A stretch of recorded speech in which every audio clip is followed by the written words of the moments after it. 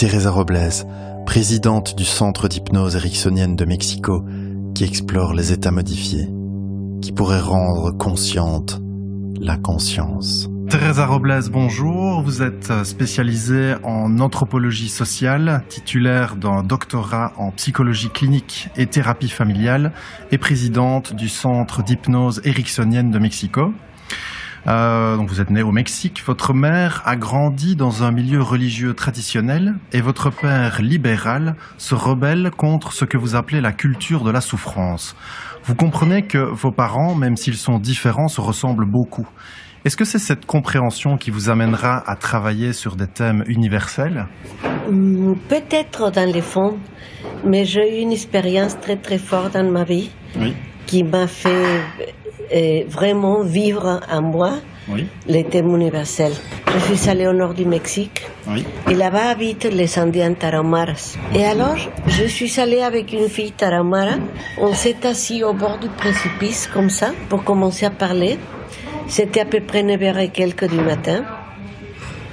Je ne sais pas qu'est-ce qui s'est passé, mais tous mes copains étaient en train de me chercher désespérés. Parce que c'était presque la couche du soleil. Et quand je me suis rendu compte que c'était passé tout ce temps-là, j'avais la sensation que cette fille et moi, habillées de manière si différente, avec une couleur de peau différente, avec des traits physiques différents, qui parlaient d'origine de langues différentes, mais que dans le fond, nous étions les mêmes, vraiment les mêmes. Je crois que ça ressemble beaucoup comme une expérience mystique. Mais à partir de cela, j'ai commencé à dire les êtres humains, nous sommes assez pareils par-dedans. Il a fallu apprendre à parler, il a fallu apprendre à marcher, et on a vécu les mêmes expériences de vie tous pour le seul fait d'être des êtres humains. Mais déjà, avant à la maison, on disait que vous étiez toujours dans la Lune. C'était déjà un peu des états de modifié de conscience, vous croyez ? Oui, je crois que tout le temps. Et j'ai là-bas des autres expériences. Chez mes grands-parents, il y avait une énorme maison et on se réunissait les samedis pour manger ensemble avec les oncles, les tantes, les cousins, tous les enfants de mes grands-parents et tous les petits-enfants. Et il y avait le monsieur qui allait jouer ou l'échec ou domino dans un coin. Il y avait les dames qui allaient tricoter ou broder dans un autre endroit et parler de je ne sais pas trop quoi. Et j'aimais beaucoup les écouter parler de l'histoire de telle tante qui a été toujours amoureuse de notre tonton qui aussi l'aimait mais qui n'a jamais osé lui demander de se marier avec lui parce qu'il n'avait pas assez d'argent et des choses comme ça. Et dans la chambre, c'était plein de photos. Et alors, j'aimais, quand j'étais petite fille, d'aller voir les photos. Et je les regardais et je pensais à toutes les histoires que j'avais écoutées sur eux, parce que je les connaissais tous par cœur. Et j'imaginais comment serait sa vie. J'imaginais comment il s'était en train de vivre. Ah oui. Si? Et j'aime beaucoup imaginer la vie des autres. Je me mets en contact en train d'imaginer. Et j'aime beaucoup faire ça. Mais ça me sert beaucoup parce que quand on est dans ces états de conscience différents, on touche vraiment les mémoires de tout ce que nous avons vécu et les autres ont vécu. Après vos études d'anthropologie, vous suivez une longue formation en psychologie clinique. Votre première patiente vous parle en métaphore de sa dépression et de sa tentative de suicide, alors vous continuez à lui parler en métaphore durant toute la thérapie.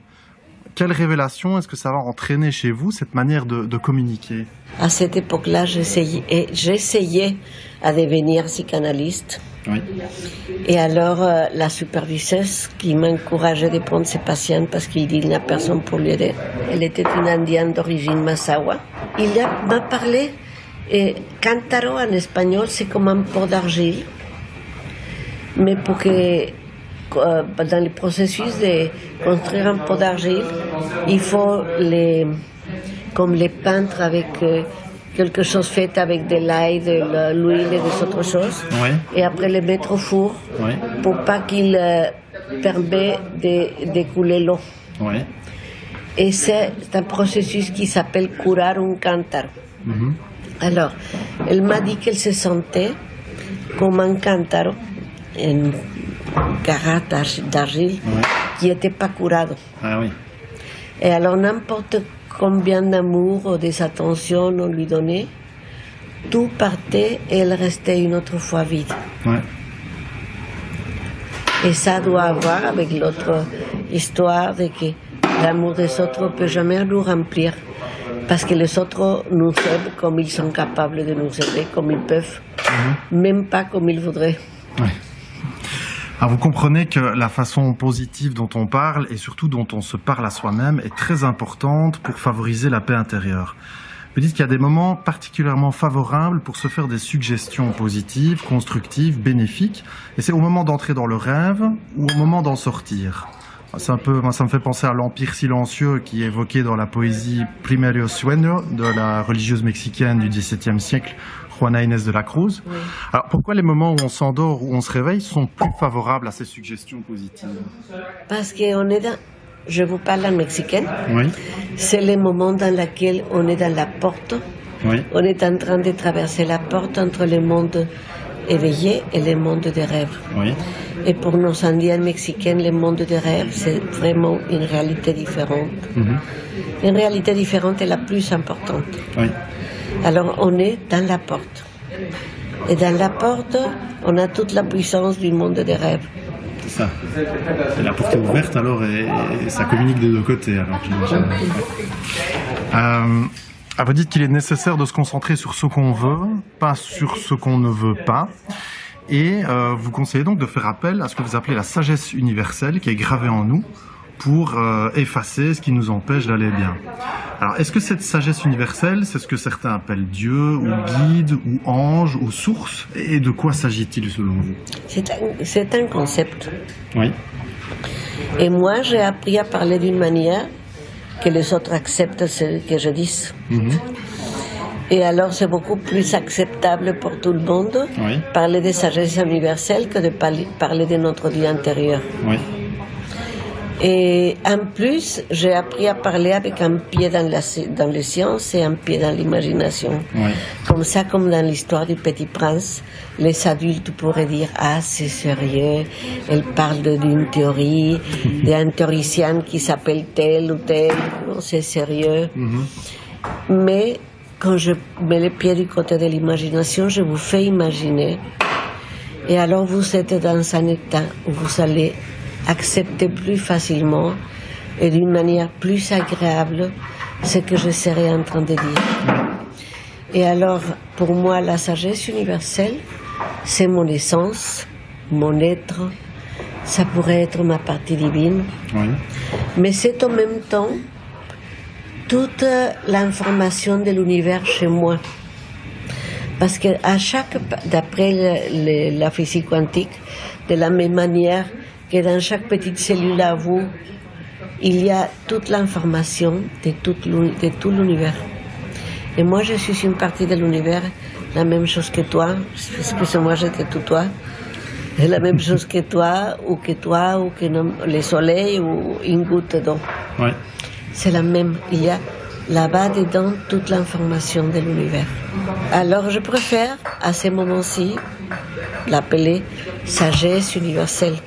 Sagesse parce que c'est toute l'information de l'univers, universelle parce que c'est la même partout.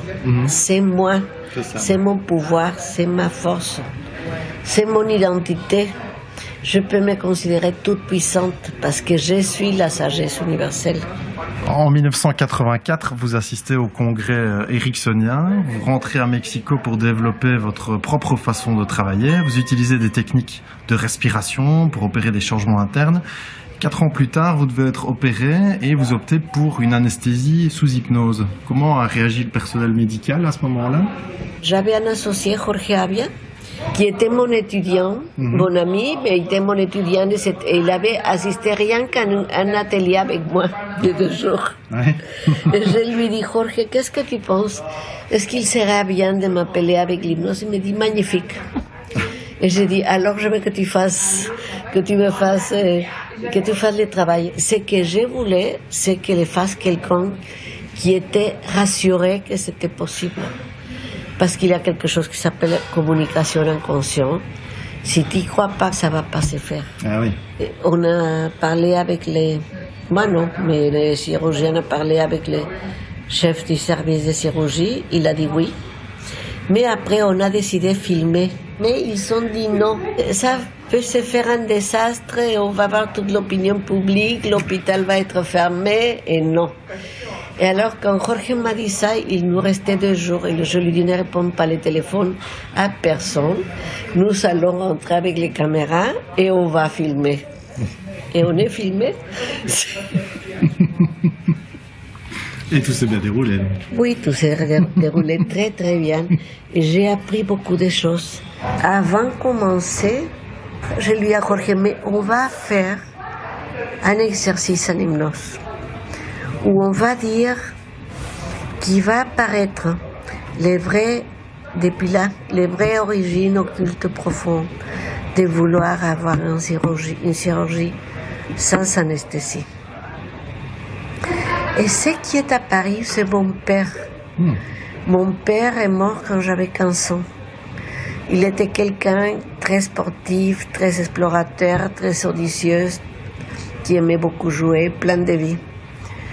Il jetait au bord du précipice, comme dans le cas de la fille Tarahumara. Et il me prenait et on dansait sur le précipice. Et je me rendis compte qu'on était enveloppé par une boule, une boule d'énergie orange dorée. Et il me disait, tu vas t'opérer comme ça, parce que tu veux sentir tout ce qui se passe dans ton corps. Vivre, c'est sentir. N'oublie jamais que vivre, c'est sentir. Et alors, je dis excellent, c'est parce que je vais vivre. Et c'est vrai, j'ai senti toute la pression des chirurgiens pour séparer le foie de la vésicule. J'ai tout senti, toutes les sensations. ¿Sí? Et le jour qu'on était déjà, on a fait une petite induction de 10 minutes pour entrer dans un état de transe, mettre l'hémisphère gauche de côté. À cette époque, on travaillait beaucoup sur la métaphore que nous avons des hémisphères cérébraux. Oui. L'hémisphère droit qui doit plus avoir avec la conscience et les émotions, et les gauche qui doit avoir plus avoir avec la raison. Et Jorge a dit à ce moment, on va l'envelopper. Mon hémisphère cérébral gauche, pour pas qu'il interfère, pour pas qu'il se mêle à ce qui est en train de se passer. Ouais. Alors, je me suis rendu compte que les chirurgiens étaient en train de faire des petites coupures, comme ça, l'une après l'autre. Ah, j'ai dit, il a passé la peau, la deuxième, et déjà dans la 3e couche. Et c'est là où il y a moins de sensations, moins de terminations sensorielles. Ouais. Ce qu'il y a la plus, c'est la peau. Et alors, et à ce moment, j'ai vu la trace de la première coupure, celle de la deuxième, et les petites traces comme un dessin, comme ça, en orange. Et je me suis rappelé que les esprits pour nous apparaissent spécialement les plus proches en couleur orange et dorée. Et mon père était avec moi enveloppé dans cette sphère. Et alors je dis, il est ici avec moi. Et je suis restée complètement tranquille. Mais surtout, je dis, voilà, c'est fait. Je n'ai rien senti avant. Et je dis à Jorge en espagnol, voilà, on l'a fait. Avec des mauvais mots, je le dis, et c'était filmé, mais... et voilà, tout s'est très bien passé. Et après, quand je suis arrivée à la maison, je me suis rappelé de l'hémisphère gauche qui était enveloppé en blanc. Alors j'ai téléphoné à Jorge. Il n'y avait pas encore de mobile, c'était les téléphones fixes. J'ai téléphoné à Jorge, j'ai dit, on n'a pas mis à sa place, on n'a pas connecté de retour l'hémisphère gauche. Et il m'a dit, oui, c'est vrai, connectez-les. Alors, j'ai enlevé le machin blanc et je l'ai connecté. Et je suis rentrée immédiatement dans cet état de transe. Et j'ai pris des feuilles de papier et je me mis à écrire. Et il fallait que je fasse une présentation à une des écoles de très très haut niveau qui s'appelle le Collège du Mexique, que ce sont des anthropologues, des sociologues, des historiennes, des gens très académiques. Ils m'ont invité à une table ronde. Quand j'ai fini d'écrire, qu'est-ce que tu penses que j'avais écrit? La présentation, l'introduction à la table ronde. Ah. Ce qui m'a frappé vraiment, qui m'a étonné, c'est que j'ai fait des citations de pages. Alors je dis à mon fils, s'il te plaît, va au fond de mon placard, mais au fond, là-bas j'ai des boîtes avec des livres d'anthropologie, et cherche tel livre et donne-le-moi parce que je ne pouvais pas monter et descendre des escaliers. Il m'a apporté les livres et j'ai regardé et les citations étaient correctes. C'est juste, oui. Et ça, je l'explique parce que j'ai une mémoire visuelle. Alors sûrement, parce que je me rappelle des choses de manière visuelle, beaucoup plus facilement. Vous avez une explication plutôt rationnelle alors de ce moment-là. Oui. On a besoin d'explications rationnelles et les pages étaient enregistrées ici dedans. Ça, ouais.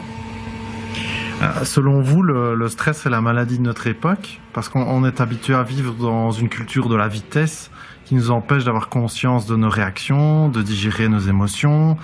Et actuellement, nous sommes dans une période qui est extrêmement angoissante pour beaucoup. Quels seraient vos conseils pour traverser cette période? Je ne sais pas lequel c'est la maladie de notre temps maintenant. Mais peut-être le stress continue. Oui. On ne peut pas vivre comme avant, ça c'est une réalité.